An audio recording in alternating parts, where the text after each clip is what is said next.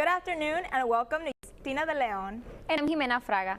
On this episode of UTA News, we have a report of everything that has been going on with the Ebola virus in the Metroplex. In entertainment, we have the details on the last event of the Hispanic Heritage Month celebrations. And in sports, the women volleyball team stays undefeated. UTA News starts right now.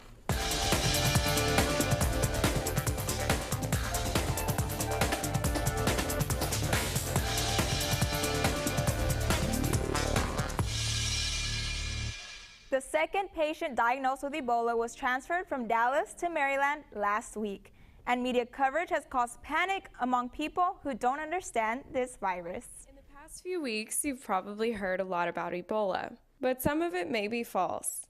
Just the word Ebola scares people. Fake news stories have popped up all over the internet and social media sites. Literally, they said they had Ebola, they put them, they were about to bury them, and they woke back up and they were biting people. As evidence, this story featured a doctored photo from last year's zombie thriller, World War Z.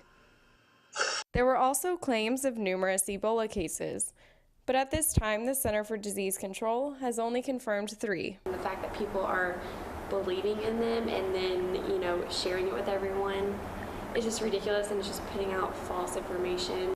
As for the real facts, Ebola is only spread by direct contact with bodily fluids after symptoms have already begun. I think people think it's a really easy disease or virus to get, and it's really not.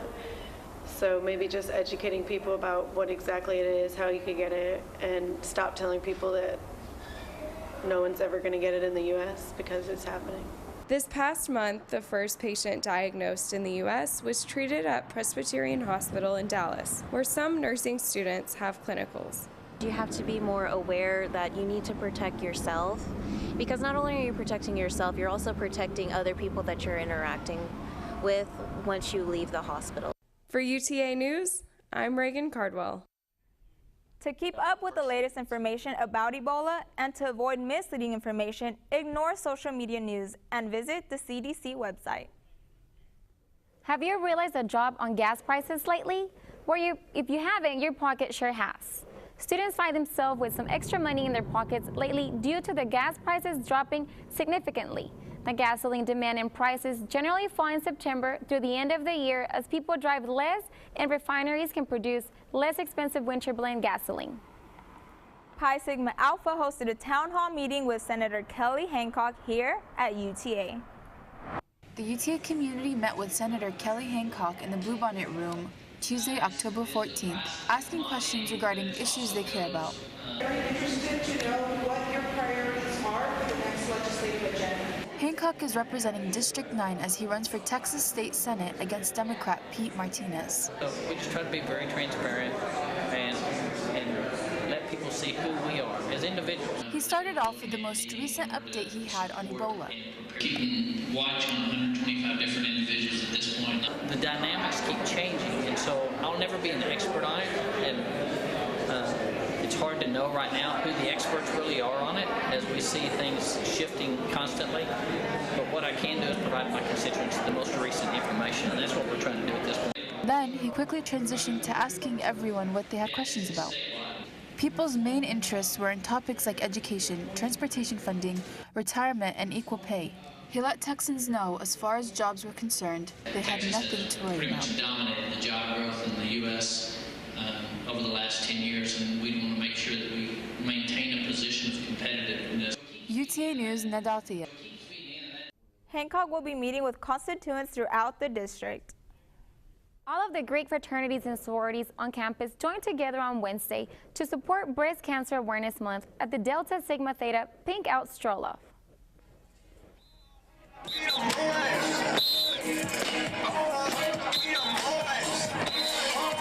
I'm out here supporting this event because my grandmother died from breast cancer, so it's always been something that's been very passionate to me. And we hope to gain some donations so that we could send to one of our partner organizations to further breast cancer research.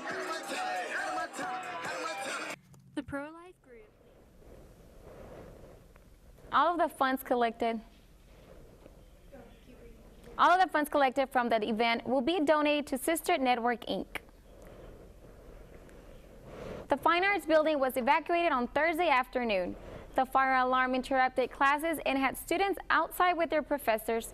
Students waited for the alarm counting all around the Fine Arts building. While some students continued to work, others enjoyed being outside with their friends. The fire drill lasted about an hour before anyone was let back into the building. Jimena, were you there for the fire drill? Yes, I was. We were about to record UTA News in Espanol when they told us to evacuate the building. Well, I'm glad everything went okay. Stay tuned to see how the Mavericks ended the Hispanic Heritage Month celebrations. We'll be right back.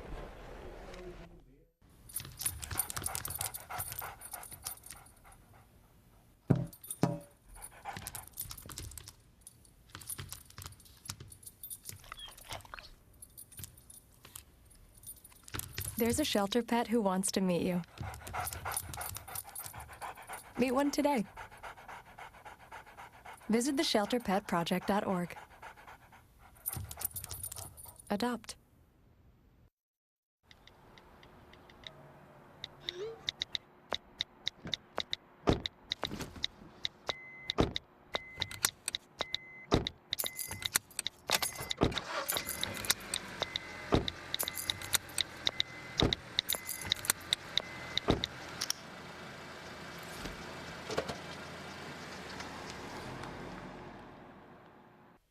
What's up, UTA? I'm Clanisha Dorch with this week's entertainment. Today we have a great way to have fun at high speeds. We get wild with UTA, wrap up Hispanic Heritage Month, and we get fabulous with the UTA drag queens. We also have Moving Mavs head coach. Looking for a new and exciting way to have fun with the family? Then the Dallas Karting Complex is the place to go. The Dallas Karting Complex, located in Caddo Mills, is home to the fastest rental go-karts in Texas. The karts range from 30 miles per hour to 85 miles per hour. DKC welcomes all ages and hosts events and parties with private rooms. Chloe Rayborn, employee of Clear Channel and DJ, often does appearances supporting and promoting the Dallas Karting Complex. Hey, what's up? My name is Chloe. We're out here at the Dallas Karting Complex, and we are going to do some racing today on the fastest go-karts in Texas, fastest rental go-karts in Texas, up to 60 miles an hour. This is going to be fun. The entire complex covers 10,000 square feet of land with an outdoor track that is almost a mile long. DKC offers coaches and has racing leagues for competitions. Each race lasts approximately 10 minutes, and friends and family not participating can watch the race from the observation deck above the track. The Dallas Karting Complex is the perfect place to go for food, fun, and quite the adrenaline rush. For UTA News, I'm Kinsey Cox. For more information on DKC, visit DallasKartingComplex.com. Ever walked around campus and noticed anything wild around? Well, UTA is full of different animals and different types of species found here in Texas. Combining human development and environmental objectives is a continuous process. As time progresses, human development improves based off our current needs. But within our development, nature is adapting to our establishment as well. With any human development in any environment, wildlife either migrates away or adapts to its new situation.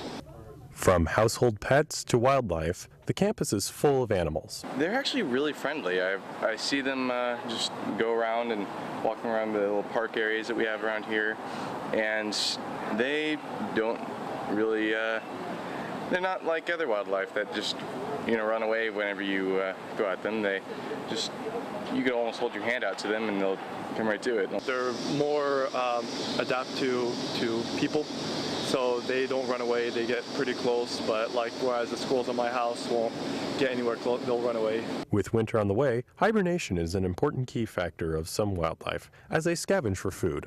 They'll just stay there until you make a move, and they are just curious about us, I guess. Eric Rosdorf, Arlington, Texas, UTA News. Next time you see an animal on campus, keep in mind that this is his home too. October 15th is the last day of Hispanic Heritage Month. The Multicultural Mavericks had a special event to end this year's campus celebration. Mexico had 2,000 folkloric dance performances. That was the final event chosen by the student body as the closing number. The group performed different dance numbers from the from all around Mexico, and the dancers were not only adults, but children of all ages. But if you miss these events, don't worry. The Asian Heritage Month celebrations are right around the corner and promise to be really great. Excitement was felt at the end of the second annual drag show here at UTA. The drag show was the final event wrapping up Pride Week here on campus. Students came out to support and cheer on participants as they put on an amazing show. The ladies showed up and showed out, all on a big stage. Can I get 2 snaps in a circle? Because we can only imagine what we can expect to see next year. The Moving Mavs are going to play 4 exciting games at the College Park Center here on Halloween and are looking for student organizations to help volunteer. Melissa is live on Skype with the Moving Mavs coach, Douglas Garner, to tell us more. Thanks, Kanisha. I'm here with Coach Douglas Garner of the Moving Mavs basketball team, who are playing in their first home tournament next weekend at the College Park Center, and they want all the Mavericks to come out and support. Coach Douglas, tell us more about the tournament next weekend. Well, next weekend we'll have University of Alabama coming in, and on Friday at College Park Center, our Lady Moving Mavs will play the University of Alabama women at 1 o'clock and at 5 o'clock. And then our Moving Mavs will play the University of Alabama men at 3 o'clock and at 7 o'clock. So what we're trying to do is get a big crowd in for the 5 o'clock and 7 o'clock games. Of course, if they want to come in the afternoon, that would be great as well, but we really want to show them a big Maverick welcome for those 5 o'clock and 7 o'clock games. And I understand that different organizations on campus can help with Halloween night if they want to. How can they do that? Well, what we're trying to do is get organizations on campus and groups on campus to come and set up like a trick-or-treat booth and maybe a little carnival game and make it kind of a Halloween environment for the evening from 6 o'clock to 7:30. So people can come in, bring their kids, get a little trick-or-treat, get the kids the candy, but still get to come in and watch some great basketball. Okay, and for organizations that are interested, how can they contact you? Well, anybody who's interested can email me at dgarner@uta.edu, or they can stop by here at the Physical Education Building in room 115. That's my office. Would love to have some people over. Drop by and come see the guys practice. Every Wednesday night we scrimmage the Dallas Wheelchair Mavericks, so they can check in that way. Okay, and are there any expectations for the upcoming season? Well, we were pretty disappointed to lose the championship game last year by 1 point. We're starting out the season playing the team that came in third last year. So we think we're going to be pretty good. We always go into the season very positive and optimistic, and we look to be back in the championship game one more year. So you heard it here first, Mavericks. Come out and support your Moving Mavs basketball team. Go Mavs, and I'm sending it back to Klanisha in the studio. Thanks, Melissa. Well, that's all we have time for in entertainment for you today. But stick around, because coming up next, we'll see about UTA Sports Fair this past week, as well as more with the Moving Mavs live in studio. Go Mavs!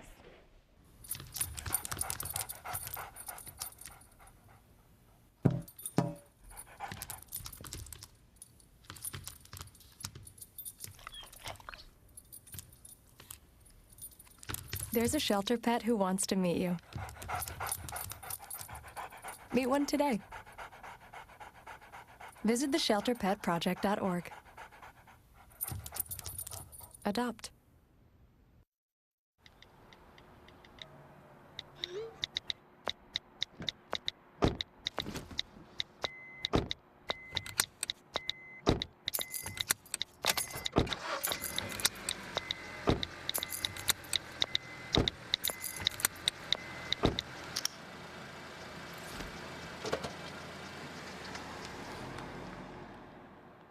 Hi, I'm David Bansigan here with UTA Sports Update.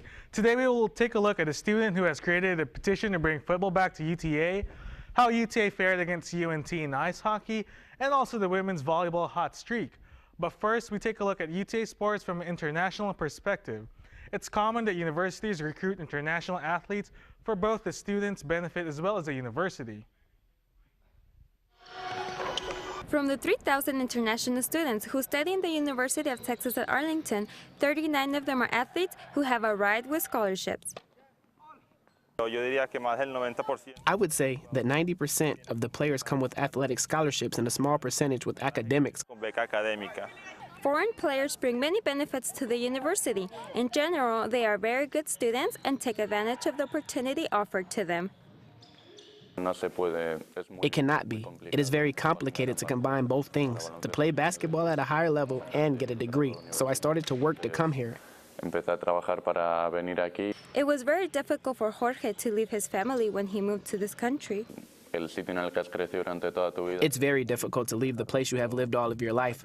But here I am, living a great experience on an athletic level, but more importantly, on a personal one, since I'm in a new culture, in a new country, and I'm enjoying it. The tennis team has the highest accumulated number of international players. Currently, they're all international. Some of these athletes have already played at the professional level, but we're not satisfied with that. While I was in high school, I played tennis in a semi-professional level and in many tournaments. They gave me an option to come to the United States with a tennis scholarship and continue playing the sport that I've always liked. I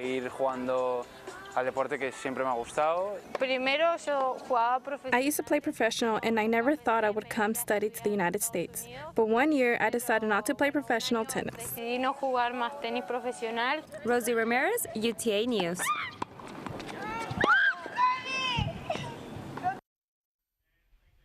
Coaches look for a high GPA when looking for international players. This past weekend, your UTA Mavericks took to the ice for their first official game in over 3 years. The Mavs face off against rivals UNT in an ice hockey game Friday night at the Parks Mall in Arlington to a crowd from both universities. While UTA was able to keep the score even through one period, the Eagles proved too much to handle for the Mavs as they scored shorthanded goals in the second and third periods, eventually winning the game by a score of 5-1. With the hockey season just getting underway, the Mavs look forward to working towards their first win, as well as playing in Division II ice hockey. To see the Mavs hockey schedule or other media, search for UTA Ice Hockey on Facebook or Twitter. UTA student Christina Chaco started an online petition last week to bring a football team to UTA, and it's gaining momentum. UTA transfer student John Miles says his previous school had a positive outcome. First year at UTSA was the first year that I brought a football team to the school, and it increased the student morale, brought the students together around the team, and I think it could do the same here at UTA just to bring the students closer together. Attempts in the past to bring a team to campus have failed multiple times, but with a new president, students are more hopeful than ever. While UTA students have always talked about the lack of a football team and the need for one, only recently has the movement gained more traction. UT Arlington hasn't had a football team in 29 years, but Christina Chaco is looking to change that. This 20-year-old interdisciplinary studies junior created a petition on change.org in September to see how many other students wanted a football team as well. She says that having a football team is an expected part of college life. I mean, like, when you go to college, you want to have like an experience of, like, you know, college football, tailgating, and so I just wanted to, like, see if, like, you know, it could actually happen. I didn't think it would gain this much momentum, though, at all. Some of the petition supporters state that going to a Texas college without a football team is despicable, especially considering the other schools in the UT system that do have one. For comparison, UT Austin has almost 51,000 students, and UT San Antonio has roughly 37,000, compared to UT Arlington's 33,000 students. Fortunately, President Kabari was too busy to schedule an interview, but he did say via email correspondence regarding the petition, "It is always good to see people interested in our wonderful institution. It would be great to see the petitioners turn out for all our games and supporting our student athletes." And Christina agrees. We should be more active in going to the basketball games and baseball games and any other type of, like, athletics that we have at UT. Since its advent on September 23rd, the petition has gathered 1,032 signatures, which is only 3% of the student population. If you feel like supporting the movement, you can go to change.org and search UTA football. For UTA News, I'm Joshua Pearson. As of today, the number of signatures have gone up to 1,500. You can sign the petition online at change.org. Lots of great volleyball action this weekend when the team faced Arkansas State on Friday and Troy University on Sunday. On Friday, the team managed to beat Arkansas State in a thrilling 5-set victory, extending their home winning streak to 9 matches. Diane Seymour, coach of the volleyball team, says the electric crowd of 800 people made a huge difference. You know, the building was just on fire tonight with a great crowd in there, and it just serves our team so well. And I think it really did make the difference in that fifth set. Brianna Sherritt made a huge impact in the game with a career high of 19 kills, along with 3 blocks and 2 digs. She talked about what worked for her that night. That left cut for sure. They kept saying hit it back to 1, and whenever I would, they'd get it up, so I was like, no. Talking about their home victories, the team adopted a mantra: protect this house. Protect the house. Just keep going. That's really what it is. Like, just keep the momentum going, keep the advantage on our side. And on Sunday, they played against Troy University in Alabama and won 3-1. This win extends their winning streak to 5 games and a record of 8 wins to 3 losses in conference play. The girls will return to the College Park Center on Friday against Georgia Southern. The game starts at 6:30 p.m. And now we have a live in-studio interview with one of UTA's own moving Mavs with Abel Briseño. I'm here with Malcolm Wright to talk about the sport of wheelchair basketball. First of all, thank you, Malcolm, to be here. So what position do you play in with the moving Mavs? I'm considered a point guard. I'm the one handling the ball all the time and just setting things up. So I'm a point guard. In wheelchair basketball, I know that you need to dedicate a lot of time. What kind of dedication as a player do you put in work? Well, for me, I'm always in the gym. I'm always lifting weights in the MAC. I try to put up at least 800 shots a week, just depending on how I'm feeling and what my schedule is, for the week. But I try to perfect my shot every day. I try to get better. I'm never satisfied. So as long as I keep that attitude, I'm just always in the gym. Do you think that people take wheelchair basketball serious like it should be, or do you think people don't give you credit as much for that type of sport that you play? I think it depends on the type of level you're at. Like right now in the collegiate division, it's very elite. We practice every day. We practice Monday through Friday, and sometimes on Saturdays too. And outside of basketball, we have our weight training and all that too. So there are different levels, to the competitiveness. So can you explain a little bit to me, because I know that in wheelchair basketball there's a point scale. So different players have different numbers, like a 1 and a 4. Can you explain to me a little bit how a player decides what number they are? Yeah, to keep the playing field even, and just to keep the playing field even.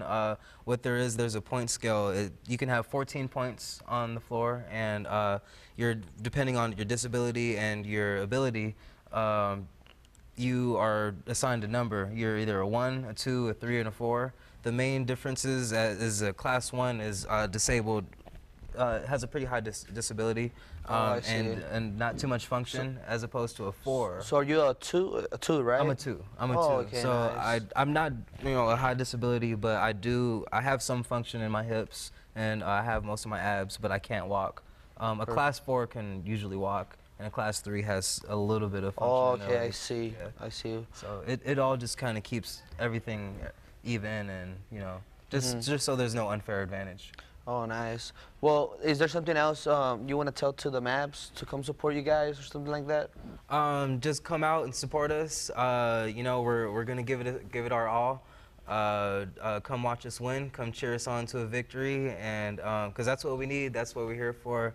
And we do it all for the sport, for the school, for the fans, for the support. We do it for everybody. So we're just here to win. Thank you, Malcolm. Thank you. That's all we have for sports today. Coming up, we're going to take a look at the brand new Far Lab.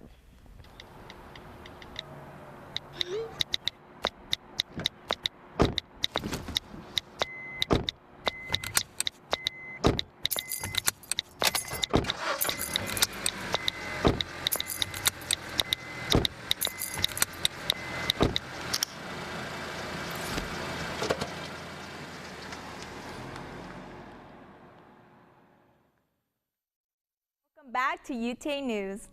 The UTA Library has a new lab that can help students work on unique projects. The Fabrication Lab, or Fab Lab, is the newest addition to the library. This lab features the latest technology in 3D printers, 3D doodle pens, and laser cutters.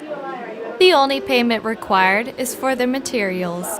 There are several computers around with the software used to print and edit these projects. Some 3D printers are large and able to mold more complex projects. There are also smaller printers for small-scale projects. The lab has a few examples to show what these machines can do.